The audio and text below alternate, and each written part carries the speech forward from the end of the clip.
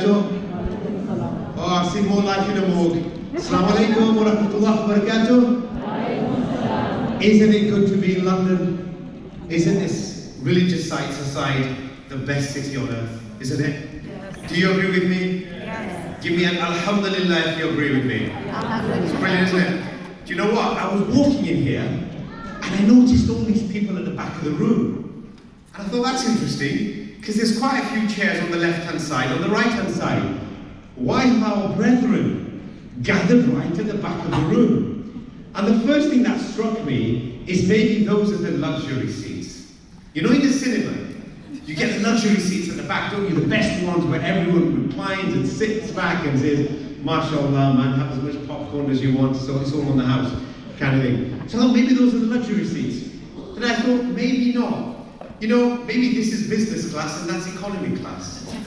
I really don't know. But my sincere advice to our brothers and sisters at the back is, honestly, I don't mind. Come and take some of these seats. Come and take some of these seats, inshallah, as well.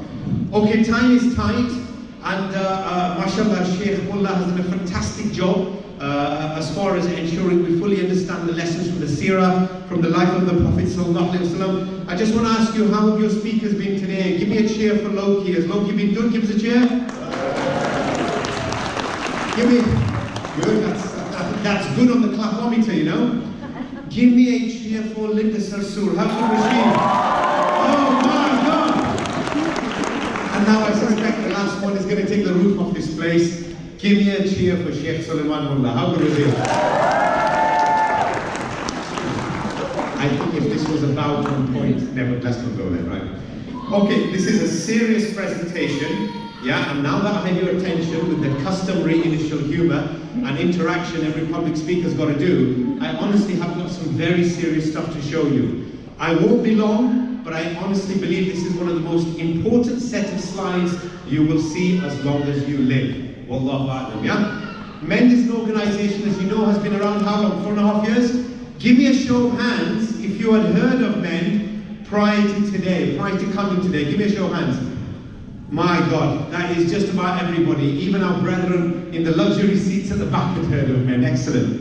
So look, MEND's objective, as you know, is to tackle Islamophobia with Allah's permission and to try and ensure the country that our children inherit is one where Muslim kids feel being British, being Muslim, being Pakistani, Indian, whatever you want to call it, they are completely comfortable in that Muslim skin. That's absolutely key. And so for people who say Islamophobia doesn't exist, I just want to very quickly give you some data, some stats, some figures which prove them completely wrong. So have a quick look at the screens here, yeah? We all know how Islamophobia works. You have the media negativity. You know what they do? What Team MEND does is they give me a different clicker every day. Just to confuse me, they give me a different clicker every day. And you'd have thought downwards is upwards on this and upwards is downwards. But anyway, so there you go. Let's make sure we got our bearings correct. So we know how this works. The media prints a whole lot of negativity about the Muslim community. That changes perceptions in people's minds and hearts. And consequently then you get all manner of nasties, ranging from Muslim kids being bullied, as I'm going to show you in a second. And I'm afraid a few of you probably will have a few tears when I show you what I have to. But graves desecrated and all the way across to murder, I'm afraid, as I will show you. You know, if you look up the press says about the Muslim community, the print press, university analysis has shown on every one occasion you see a positive message or moderate one on Muslims in the press, there are 21 occasions of negativity. And it's not just a print press. You millennials live your life on social media, don't you? And so consequently there's no less than 143,000 Islamophobic tweets a year emanating just from the United Kingdom. Think about it, see you all. Think about 393 a day. What chance has the Muslim community got? And that's why you get this sort of stuff. If you fill in a CV with a Muslim name, and you fill in a CV with a non-Muslim name, just like the BBC did as a test, then the non-Muslim name is 3 times more likely to get a job interview than the Muslim. Now let that settle just for a second. And it gets worse. The next 2 statistics are truly heartbreaking. Because Child9 and the NSPCC have done a huge amount of analysis on bullying against children from an ethnic minority background. And that includes, of course, bullying against Muslim children. And it pains me, wallahi, to stand here and tell you, Muslim kids are getting razor blades and cutting themselves and resorting to self-harm because they are bullied so badly for being Muslim. Doesn't matter, it's not your child. Doesn't matter, it's not my child. A Muslim child. The Ummah is one body, we know that. It's a Muslim child, and it should pain you no end that Muslim kids are doing this to themselves out of self-harm because they're being bullied for wearing hijab. They're being bullied for being Muslim. And you know, the press and parts of the press are no friends of men. You know, I've been tailed, as you know full well, for a long time by hidden journalists and nonsense like this. And the Daily Mail will say MEND makes up the degree of Islamophobia in the UK. So forget what MEND has got to say. Just have a look at what the British government has said. This is Home Office data which shows, even though Muslims are 5% of this country's population, they suffer 52% of religiously motivated hate crimes. If any other community in this country suffered 10 times its pro rata population of a particular hate crime, be it anti-Semitism, be it racism, be it homophobia, you would never hear the end of it in the press. But how many of you knew this data? How many of you knew these statistics before I presented them to you today? And the answer, I bet you, is most of you didn't. That's why MEND needs to exist. And that's why we're not exaggerating the reality, because government figures show we are true in what we say. And that's why I'm afraid to show you a little bit of imagery. As you can see, you've got on the left-hand side here, a Muslim sister knocked out by one punch, couldn't get up, she was unconscious. You can see people with acid, who are Muslims, acid thrown on their faces. You can see the images of people like Muhammad Salim, 81-year-old grandfather on his way to Isha Salah. How many of us make it to Isha Salah every day? 81-year-old grandfather was stabbed to death, cold-blooded murder, and his body left on the street because he was Muslim. Mohsin Ahmed from Rotherham, read the case report on his death. You know, read the case report on his death. He was beaten up so badly by right-wing thugs that his skull bore the imprint of the foot that kicked him to death. Okay, I make it up. This stuff doesn't exist. I make it up. Oh, I don't make it up. The facts are here. The images are here. The reality is here, as you can see. And so, that then being the case, what is MEND trying to achieve? And with Allah's permission, we're trying to do four things. Number one, with your assistance, your involvement, your engagement, we are going to try to reduce the number of Islamophobic attacks, the number of negative articles on the Muslim community, the degree of negativity and discrimination against Muslims in employment across the entire sphere where Islamophobia exists. With your assistance, inshallah wa ta'ala, will reduce it. You're going to help us, inshallah? Yes. Right? Beyond that, we need more Muslim journalists. We need more Muslim politicians. We need a general increase in literacy as far as the Muslim community is concerned. I'm not saying give up your job and do this. All I'm saying is when you get an action alert from MEND to complain about a particular news article, or if your local MP has campaigned to ban hijab or niqab, get involved and get rid of that MP, or get involved and make that newspaper apologize. Does that make sense? Yeah.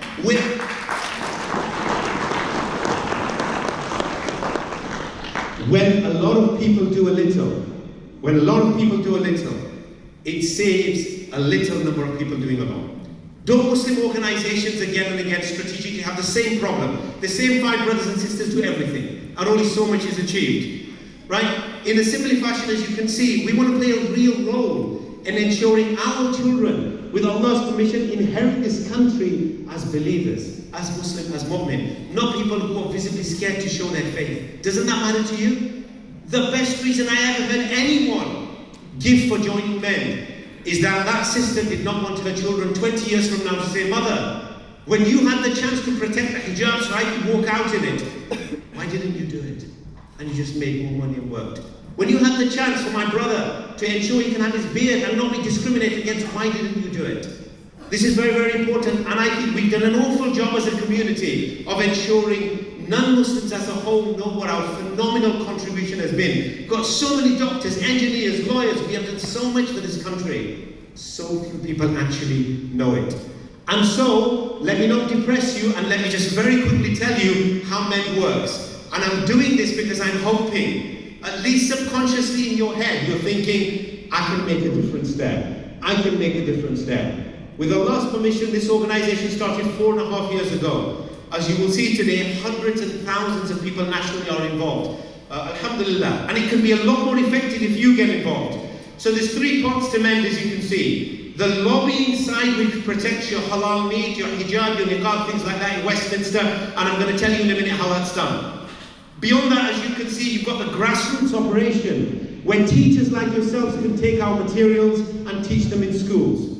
Where genuinely, people who are involved with masajid can pretty much take our materials and present them to your mosque committee and to your musallis and so on. And as you can see on the bottom corner, we developed a legal defense unit, which was a promise I made to yourselves at the Excel a few months ago, and alhamdulillah, that's live, and I'm going to tell you about it. So very quickly, these are the sorts of areas we get involved in from a Muslim community viewpoint. Halal meat, hijab, niqab, counter-terrorism, protecting Muslim kids in the playground, ensuring you're not stopped and searched unfairly at airports, the Palestinian-Israel issue, employment discrimination. We have a lot on our plate because Islamophobia is real. And it's passed the dinner table test, as one politician said. You can joke about it with very little in the way of consequences. So let's have a quick look. The first thing you all need to do is to go to the MEND website or follow us on social media. Who in this room has either visited the MEND website or the Twitter or the Facebook anytime in the last month? Just give me a show of hands. Well, that's nice, because that's probably most people in the room. Those who haven't, many communities that handle do it, and here is why. Because every day there's commentary on the Muslim community, and you need to be informed, and we work hard to put it out there. But have a look at why you matter. Give me a show of hands if you saw this pack of lies by The Sun, where they basically said 1 in 5 British Muslims support jihadis. Give me a show of hands. That would be all of you. Keep your hands up, keep your hands up. Now, keep your hand up if you formally complained and did something about this. 1 hand. I don't know how many hundreds, maybe 3 or 4 hands, that's about it. Well, have a look from MEND's perspective what happened here.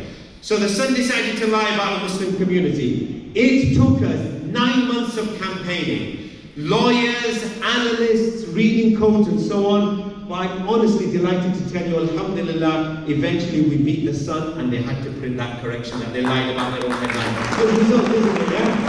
Alhamdulillah. Now, I can go on, and time is tight, and this is something similar we won against the Times, this is something we won against the Daily Mail. Come on, anything against the Daily Mail is worth a round of applause, isn't it? Yeah. I don't have to tell you what the title was, right? And we go further, and this was for our Palestinian brothers and sisters, because what the BBC had done was they made a monumental blunder. There was like a convoy of British diplomats going through the West Bank, and they were attacked by Israeli settlers. And how did the BBC write the story? West Bank attack on UK diplomats. Now you think West Bank, and who do you think? You think Palestinians, don't you? And we said, that's unfair. Even if the story clarifies it, most people think Palestinians. Taking on the BBC is no joke. But let it be known that the caliber of the organisation that represents you today, as you can see, within a matter of 6 weeks got the BBC to change their headline to Israeli settlers attacking Ukraine. And the list goes on. Who in this room has heard of Katie Hopkins? Boo! Yeah, no, boo's a big boo for Katie, boo! Listen, she used to be employed by LBC, arguably the most important privately owned radio station in this country, right? LBC interviews everybody from prime ministers to foreign officials and so on. And we know she's made a string of Islamophobic comments, but she made a particularly bad one. On Monday, as you can see, as the graphic bears witness in the middle of this, on Monday you can see, we went live with the hashtag #SackHopkins Now. And alhamdulillah, I'm delighted to tell you, on Friday, LBC sacked her.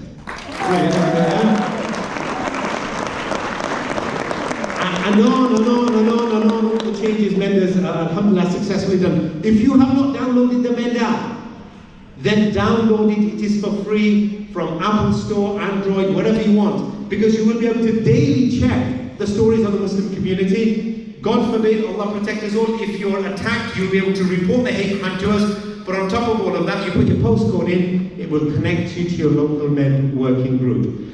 This is really important. If you're a teacher, a doctor, a lawyer, take our free exhibition. You know, they say, you conquer fear through knowledge. I don't know if anybody remembers where that's from. It was a 1980s Pirelli advert, where you've got a car at speed flying from one end of a 30-story building, slamming the brakes, turning around to the other end, slamming the brakes. And the argument was that this is a Pirelli tyre, so don't worry about tipping over the building on the other side, because you conquer your fear through the knowledge that you've got the Pirelli tyre handling your car. Does that make sense? That's where the conquer fear through knowledge comes from. So the point here is, the more non-Muslims know about us, the less likely they are to fear or be suspicious about our way of life. Isn't that right?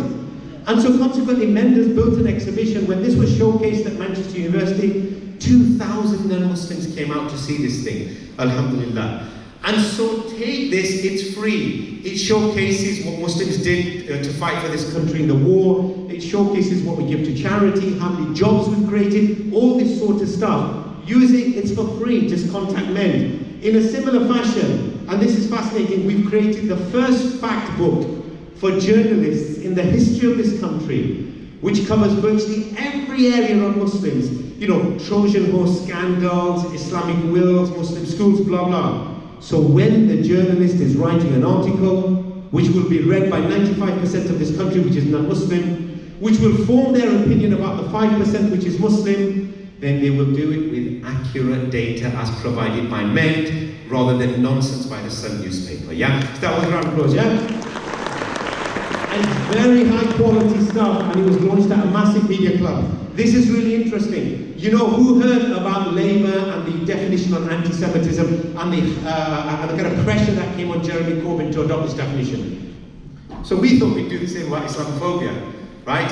And what's really interesting, and time's tight, so I don't have time to go into the story here, but alhamdulillah, I can tell you now that Labour, the Lib Dems and the SNP have now all officially adopted the Islamophobia definition, which is absolutely brilliant. Only the Tories left now, and we're working on them as well. And you can see our work in terms of the submission that we put to the APPG there.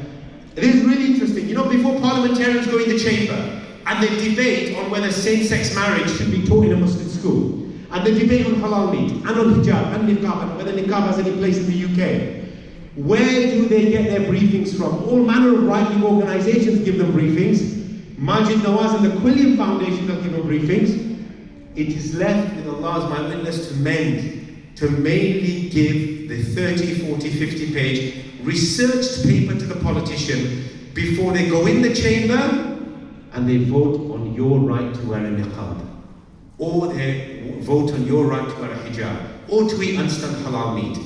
And this work is so vital as far as we're concerned. I don't know if our head of policy here, Isabel, is in the room, but even if she isn't, if you give her a massive round of applause, because the team at MEND, Zishan, Omar, Isabel, we are a massive full-time team of 4 or 5 people absolutely dedicated to this research and analysis, because it's got to be world-class. And we're doing some exclusive stuff with Sky News this coming week that you're going to see, inshallah.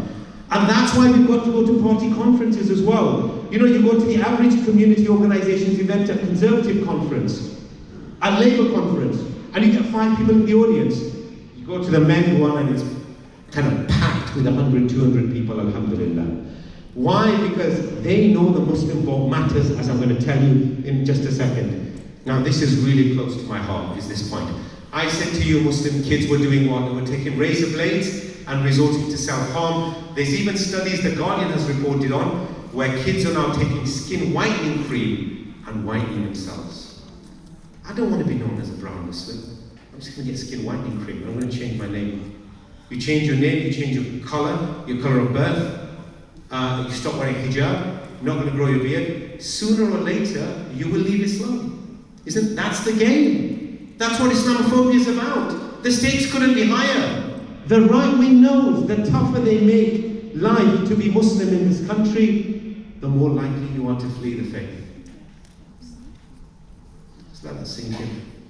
This is a strategic game. It's the cruelest possible game of messing with your mind, but to make it so inconvenient for you to be Muslim. That's what this game is about.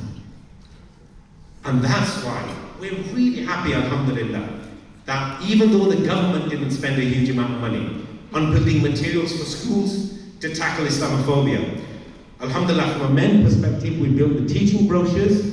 From key stage 1 to 5, we have built all the PowerPoints, and we paid for a whole load of videos to be built as well. And the best thing about this is the biggest teaching union in the country is in the process of rolling our materials out across schools. How good is that?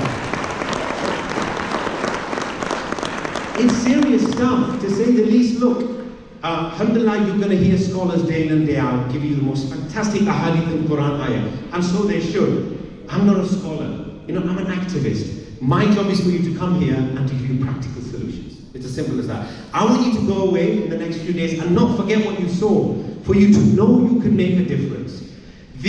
Our Muslims are really big on megaphones, on hype, on shouting, on screaming, on frustration, on burning inside. But we are so short on solutions. Men might not shout and scream, but my word, it will show you every solution to solve Islamophobia, inshallah, in this country. And that's why this next one is dead important. And I'm going to ask you guys in the room to see who's interested in this. I had a problem when I was switching the TV on, when you see borough market attacks, when you see things like somebody drive argument across to predominantly the non-Muslim viewing public that this is not part of our faith.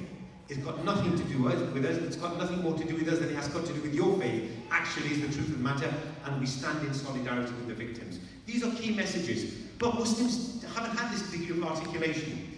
So what did we do? We created an 11-day media training program. 11 days! That's a long time. We do it over weekends, don't worry. The first 8 days, I don't know whether you're going to laugh or cry when I say a weekend. Maybe you want to take days off work to do it.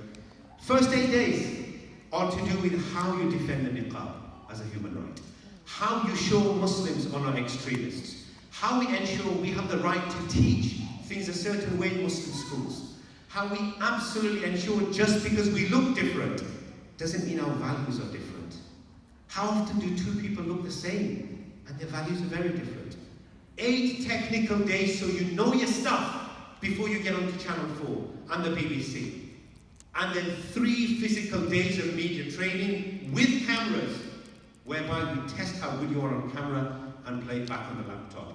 And that is why I am delighted to tell you, we have now signed off our first 8 people, and proof of the pudding's in the eating. We've got them on Sky News, on BBC, ITV, all this sort of stuff. Young British-born Muslims, doctors, lawyers, teachers, and so on, now confident to go and represent the Muslim community. In fact, when Maulana Abdullah Patel from Gloucester was attacked on Question Time, who went on the BBC, following Question Time, who went on the BBC and defended him? It was MEND. Now, is this empowering the community? Is that worth a round of applause? Yeah, definitely. I want to invite you all to that training program, because I want you all on mainstream media. I want hundreds of spokespeople for the Muslim community, and I want Majid Nawaz to be relegated to where he belongs, yeah?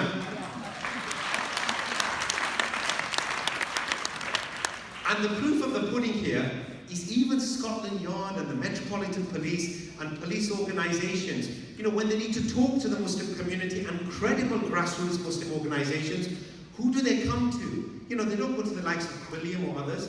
They actually come to MEND, alhamdulillah, so on and so forth. Now, this is arguably the most impressive thing I'm going to show you today. And I was going to say, give me your attention, but mashallah, it looks like it's there already, which is fantastic. How is this for impressive? Okay.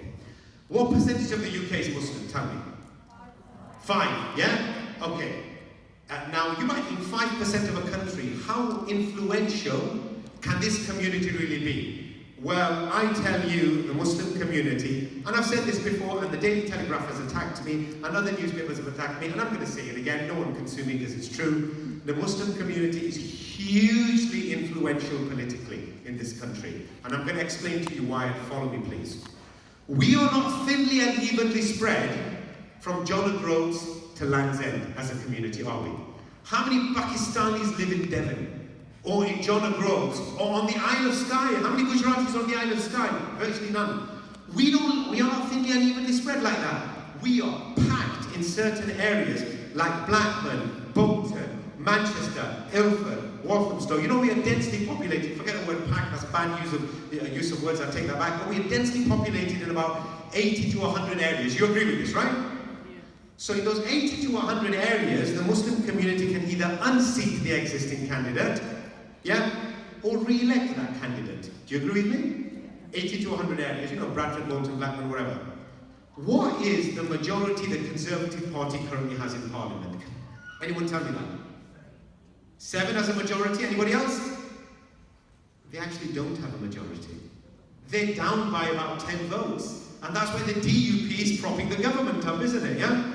And that's before Boris gets there. It's going to be even more fun when Mr. Zipwire is in charge, yeah? Or Mr. Rugby Tackle. My point is, at a time when a government doesn't even have a majority, and it's in with a minority of 10 seats, and you as a community can bring up to 100 seats. What are you worth? You're worth your weight in gold, aren't you? That's why before the election we write this document called the Muslim Manifesto. We write in it all the seats which the Muslim community can influence. We put in it all the things we want to protect, from halal meat, hijab, niqab, whatever. And we say to the Conservative Party, to Labour, Lib Dems, you want the Muslim vote? You're going to work for it. We want you in your manifesto to say you will protect Muslim children in schools. We want you in your manifesto, as Labour's manifesto and Tory manifesto, to say you will protect halal meat, hijab, niqab, social media, not attacking the Muslim community, key individuals on social media, not committing hate crimes and so on. And whichever party protects the Muslim community the most is the party we will, tell me, vote for. Does that make sense? Now look at the really clever bit, because I told you the clever bit. This is the clever bit. Now this is a voice-activated system, so I'm going to need someone to help me here, right? But we have put all the data, all the analysis in a website.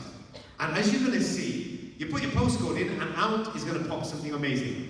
So I'm going to ask the bro at the front, if that's all right, to shout your postcode out. No, look at the screen. It's voice-activated. Did everybody get that? A bit louder, please. This doesn't work. Sorry, a bit louder. Okay, I'm joking about voice activation, right? It's not really voice activated. I picked on him because he's part of MEND.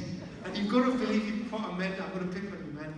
Look, the truth of the matter is you put your postcode in the website, You put your postcode in the website, and I want you to concentrate on the right-hand side of this slide. And honestly believe how much work has gone in by the policy team at MEND on this. It automatically, as soon as you put your postcode in, compares all your candidates, the votes they're standing on at the moment, and then exactly where they stand, and their party stands on halal meat, hijab, niqab, Palestinian issue, discrimination against Muslims in the workplace, blah, blah, blah. And you're immediately, in 30 seconds, able to work out who is the best candidate for you. How good is that, man? Something else, isn't it? I have known no lobbying organisation to hold this kind of technology. Wallahi Nazim, I've never seen it. And to add, on top of all of that, if you look at the top of the slide, it then even tells you what the majority of that candidate is and how many Muslims there are in the area. So you know full well whether or not you're able to unseat a candidate like that, right? And we swiftly move on. Look, from a community perspective, I'm saying to you, look at all of these organisations, women's organisations, mosques, universities, the wider community at large. If you want to get involved in tackling Islamophobia in those areas, it wasn't a bomb, don't worry. It was just a bulb going, calm down, just a bulb going in the projector and so on. But I'm telling you here that you can get involved in any of these areas and make a difference. And this is what MEND conferences look like. The last one, the Excel, as you can see, 4,000 or 5,000 people and stuff along those sorts of lines. Let's swiftly move on because time's tight. These are the sort of people who, alhamdulillah, speak on MEND platforms. Jeremy Corbyn, round of applause for Jeremy. What do you think, yeah? Good man. Always ready to tackle Islamophobia. Dare I say, when it wasn't fashionable to associate with Muslim organizations, with Allah as my witness, Jeremy did it, and many of the most prominent Muslim politicians didn't. Think about that. All right? And you can see Vince Cable, alhamdulillah, as well, and others too. But moving it on swiftly, look, we were concerned that there weren't enough namaz facilities, wudu facilities, halal meat in companies. So look what we did. We started working with big companies, KPMG, Rolls-Royce and others. I'm delighted to tell you we've introduced so many wudu khanas and halal meat in their offices across the country. Brilliant, huh? Alhamdulillah. You might want to get involved in that area. Join MEND. Look, this is Islamophobia Awareness Month. Occurs every November. And this is where we go out to the non-Muslim community and we tell them about the positive message of Islam. You want to get involved? Join MEND. Nice and simple. And that's the events alone that MEND did at the time. Now listen, who in our community is more productive? Muslim men or Muslim women? And we're going to determine it right now. And forever, and I know the answer, and it's been the same at every venue. And forever and a day, let it be etched in stone that this was the conclusion. If you think it's Muslim men are more productive, just shout, yeah, on the count of 3. 3, 2, 1. Muslim men. Now we're going to do Muslim women, right? 3, 2, 1, Muslim women. And therein lies your answer. If you ask me as a guy who, alhamdulillah, runs a number of organizations, every single day of the week the Muslim woman is more productive than the man. There's just no doubt about that reality, yeah? And that is why we took part in International Women's Day, and as you can see, if my clicker works, across the United Kingdom we had massive events promoting the brilliant work of ordinary Muslim women up and down the country. Worth a round of applause, yeah? Very, very brilliant. Very, very quickly, because time is tight, I just want to show you a couple of the huge battles we faced locally and the work we've had to do. Who remembers this? This was St. Stephen's School, which banned fasting and banned hijab. Let's have a quick show of hands, yeah? That's loads of you. Look, it took us 3-4 months. We worked like mad, and honestly, big round of applause to the MEND Newham team, because alhamdulillah, after 4 months of intense work, as the media shows, we turned it around. We went legal. We got the media involved. We got the parents organised at a grassroots level. You know, genius is 1% inspiration, as they say, 99% perspiration. One thing is to think about doing it. Another thing is being organised and actually getting it done. And that's why even the Sun newspaper, you know, kind of commented MEND's work, as you can see. In a similar fashion in Leicester, when the council or councillors were resisting a motion on Islamophobia, binding the council properly into looking after the Muslim community, though you'd argue the Equalities Act does that already. We faced a lot of resistance, but alhamdulillah, after huge work, we managed to get them to fully adopt the motion on Islamophobia as well. Well, a round of applause, yeah? This is something, as you can see, we seriously want to do more and more of, and that is connecting local Muslims like yourselves with your local press. The first 5 minutes are the press. Muslims have a go at the press and say, you always write negative stuff about us. The next 5 minutes are the press say to the Muslims, we don't know who to contact in your community. Every time we look for someone, Margin Nawaz comes up again, right? And then, you know, everybody says, all right, we forgive each other, brilliant, and let's carry on and crack on. And finally, my third area, and this is critical. I made a promise to you just a few months ago that MEND will set up a legal defense unit to defend any Muslim in this country who is attacked or discriminated against for free. And with Allah as our witness, we did it. We did it. We're not about fairy stories as an organisation. We're not just about pure inspiration. You know, we're all from professional backgrounds like yourselves, and that's why it's key we utilise your time. We're not here to waste your time. We're here to work with you, inshallah, to protect this deen, or, at the very, very least, to ensure that people know what it is. As you can see here, 555 incidents we've had since I stood up at the Excel and told you guys about this. It's depressing to say the least. You know, we only have 2 full-time staff, but we have a lot of volunteers, and that's why these figures here tell you we've got 6 kind of legal supervisors, 22 caseworkers, and they're dealing with 555 cases. I'm going to very, very quickly tell you about 2 of these cases. One will make you cry, The other one will probably make you smile. So let's go for good news first. So this is a sister in London, working with a hospital trust, was called terrorist, suicide bomber, you name it, she was called that. Trust didn't take it seriously. She had no money to hire expensive lawyers, so she came to MEND. We worked like mad on it, and alhamdulillah, after an 18-month legal battle with this trust, we won at the tribunal, and she got £25,000 as compensation. And we set a clear precedent that you ain't gonna mess with us, yeah, as a community. But this is the tragedy. This is our sister Zainab Hussein, who remembers this thug Paul Moore, who ran her over once, shouted Islamophobic expletives, turned his car around because he thought she wasn't dead, ran her over again. Can you believe this inhumanity? And that then being the case, as you can see here, she is literally disabled for life. It's in Allah's hands who lives and who dies, irrespective of what he was thinking. Now, the police wouldn't treat this as Islamophobic initially. The media wouldn't report it on seriously. The family contacted MEND. Our legal team got involved. Our community counselling team got involved. We did 4 major events locally with the family, with the police and so on. We worked like mad, as you'll see in a minute, with the media, and I'm delighted to tell you that thug is now locked up for 25 to 30 years. Yeah? These are not fairy stories. This is serious stuff that's happening to Muslims. You know, if it appears like it's a few cracks initially, what do cracks lead to? Yeah? What do cracks lead to? They lead to something a lot more serious. Allah Azza wa Jal tells us again and again about the signs. Don't we take notice of the signs? Because these signs mean something.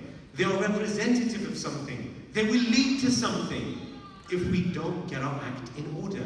And that's the key. And that's why you can see all this kind of media coverage that was generated for them. Look, MEND is not big. We're 25 to 30 staff. We're small. But alhamdulillah, what helps us hugely, in addition to the phenomenal efforts of Team MEND, is actually the volunteer teams nationally.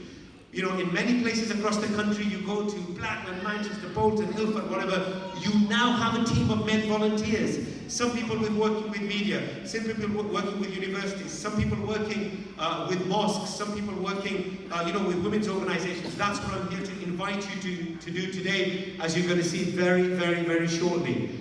And had I stood here a week ago, and this is fascinating, I would not be able to show you Glasgow or Edinburgh on that graph. And guess what? Alhamdulillah, a week later, I can tell you we now have full teams in Glasgow and Edinburgh as well. Alhamdulillah. Brilliant, isn't it? Absolutely brilliant. This thing started 4.5 years ago. It was an idea in one person's mind. It now has 5 offices nationally, manned, staffed, alhamdulillah, moving up to 7 very shortly, inshallah, as well. And I'm going to very quickly touch on, as you can see, the singular most important slide of the day. And that is the one in front of you. Don't worry about the text, whether it's come out properly or not. Just focus on the vertical and the horizontal axis. I know you're all talented people. I know you're all busy and you've got lots to do with your time. I do not want you to come to this organization, lick stamps and send letters and stuff like that. You're all far brighter than that. We have administrators, at least part-time, if not full-time, to do the admin. When you come in this organization, I want you speaking on the media. When you come in this organization, we want you presenting to bigger audiences than even this. When you come in this organization, we want you to help counsel victims of Islamophobia, or sit with the Crown Prosecution Service and the police and ensure justice is served. We want you doing the serious stuff. And that is why, wallahu alam, I have never seen this system I show you now in any Muslim organization I ever come across. But we implemented about a year ago a system called the MEND Progression Plan, and it has gone really well. Well, as you can see on the vertical axis, you join as a volunteer. You become a member, you become a core member, you become an advanced core member, and you join the board of MEND. As long as you have done what is required of you horizontally, which is you've been through our education programs, because we invest in you big time. You've been through the assessments and signed off on them. We've checked your presentational ability. You financially contributed £10 a month, nothing, right? And it only goes higher once you get further, and if you can't afford it, it doesn't matter.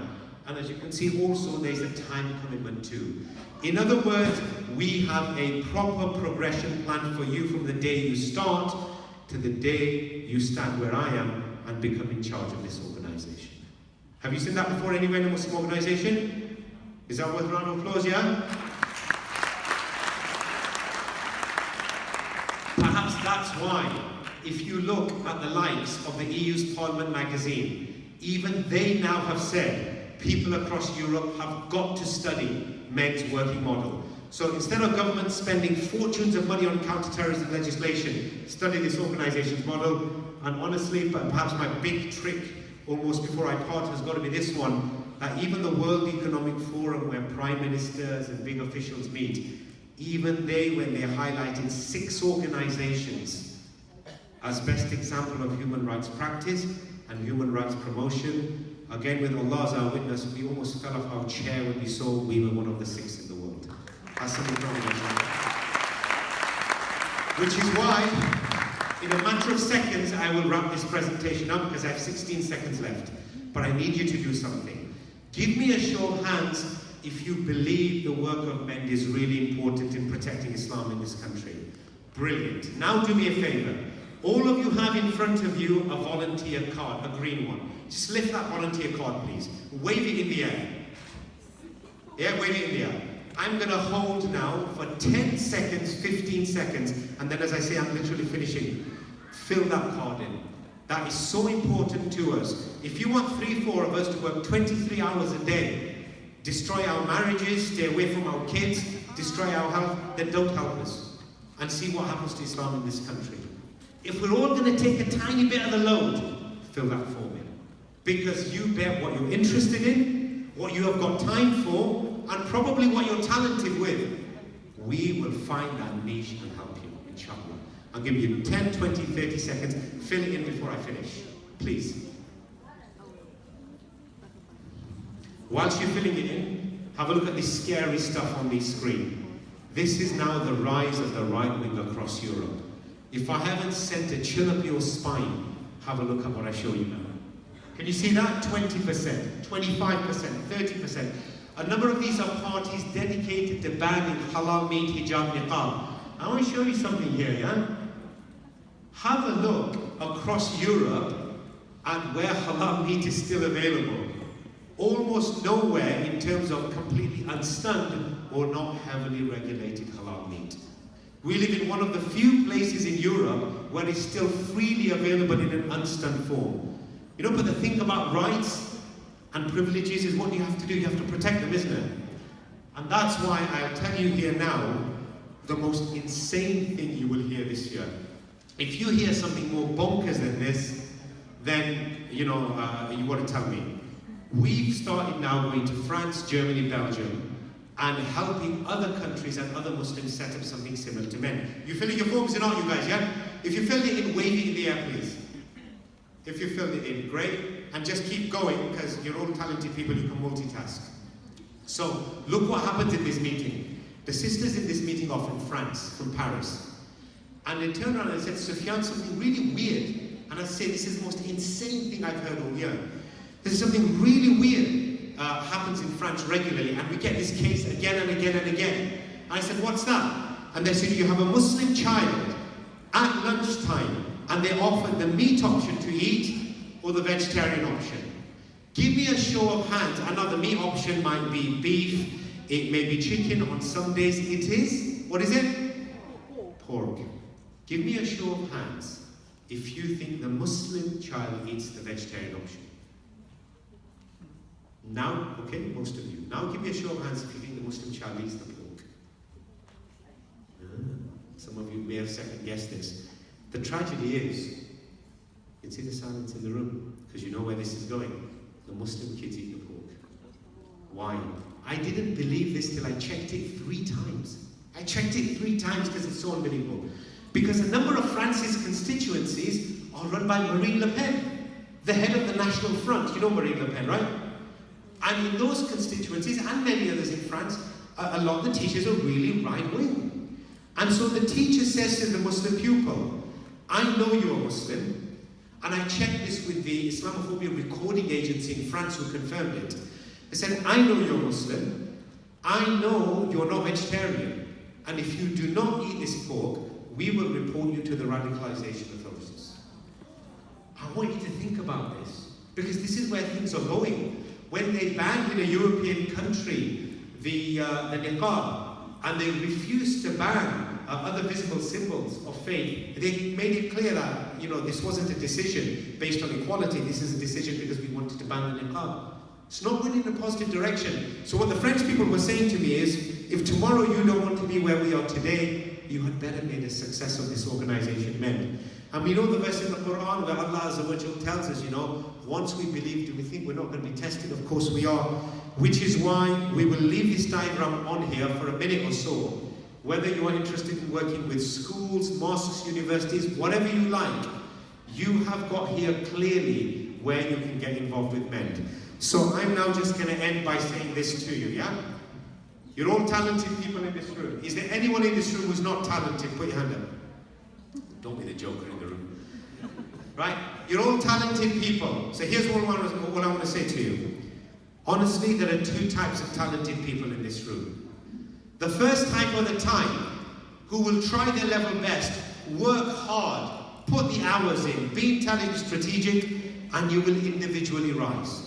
You may become an MP, you may become a doctor, a lawyer, the best in your profession, whatever it is. You will individually rise. Or you will be in the second category, which is you will put your own personal pursuit of everything, at least partially, on the side, and you will help us not to individually rise, but to collectively raise the community. Does that make sense? Rising individually is for this dunya. Raising us collectively is for the akhirah. What matters more to you? To be a hero and a superstar? When I retired from work, I thought about becoming an MP and, you know, TV and this, that and the other. But my conclusion is, the Muslim community doesn't need heroes. It really doesn't need individual heroes. It needs an organization like Stonewall, which is brilliant at protecting LGBT rights. It needs an organization like the Board of Jewish Deputies, which is brilliant at protecting Jewish community rights. And we need no less. You don't need heroes. You need to be part of an organization that raises this community and restores its dignity, inshallah ta'ala. Does that make sense? Jazakallah khair. Assalamu alaikum.